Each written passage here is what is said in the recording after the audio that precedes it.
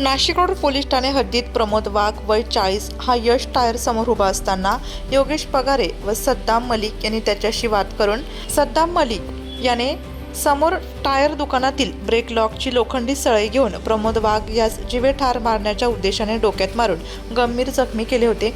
यावरून फिर्यादी यांनी नाशिक रोड पोलीस ठाण्यात तक्रार दाखल केली होती। त्यानंतर उपचारादरम्यान प्रमोद वाघ यांचा मृत्यू झाला।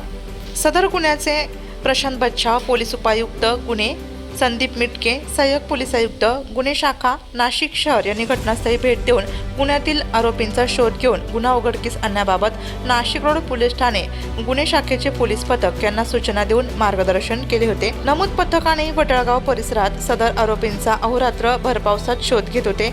आरोपी हा वेळोवेळी त्याचे ठिकाण बदलून फिरत होता। त्याचा प्रत्येक ठिकाणी नमूद पथक मार्गावर होते। सदर आरोपी हा वेश बदलून नाशिक रोड, इंद्रानगर, वडळगाव, मुंबई नाका, नानावली, मुंबई नाका परिसरात फिरत होता।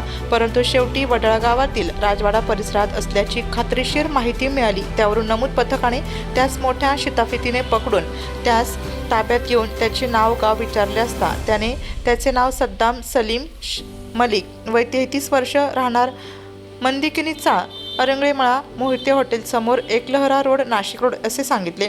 त्याच गुन्ह्याच्या अनुषंगाने विचारपूस केली असता त्याने त्याचा साथीदार योगेश पगारे राहणार चिहडी याच्या मदतीने जुन्या वादाची कुरापत काढून प्रमोद वाघ यास जीवे ठार मारल्याची कबुली दिली। त्यावरून सदर गुन्हा उघडकीस आला आहे। तरी आरोपीस पुढील तपासकामी नाशिक रोड पोलीस ठाणे यांच्या ताब्यात दिले आहे।